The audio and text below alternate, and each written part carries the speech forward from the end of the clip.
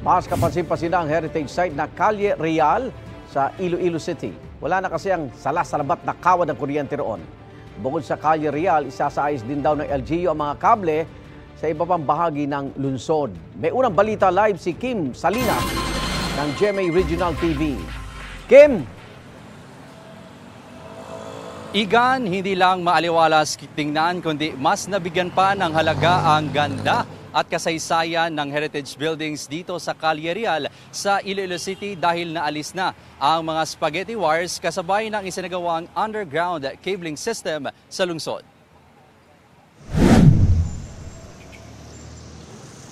Nakalaylay at nagkabuhol-buhol na wires sa mga poste. Ito ang ilang taong sitwasyon sa Calle Real sa Iloilo City. Ilang Ilonggo na ang nagreklamo nito dahil bukod sa hindi magandang tingnan, posible pang magdulot ng aksidente.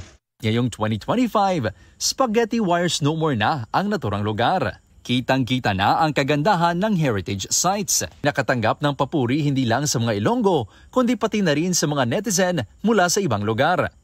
Ang 47 anyos na vendor na si Ricardo, masaya raw at nalinis na ang mga nakalaylay na kable sa sentro ng lungsod. Subong yun namin nagidya kayo nag-awa na yan mo.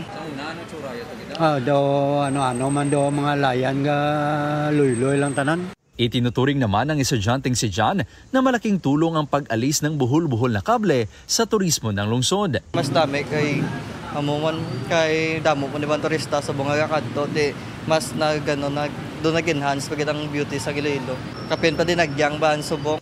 Enero 2 ngayong taon nang sinimula ng Iloilo City LGU ang pagbaklas ng mga kable base na rin sa ordinansa ng lungsod. Bukod sa Calle Real, plano rin ng LGU na ayusin ang mga spaghetti wire sa iba pang kalsada sa lungsod tulad na lang sa Diversion Road. This project is a testament to our commitment to really preserve the heritage and the cultural heritage of Iloilo City while pushing for the modernization.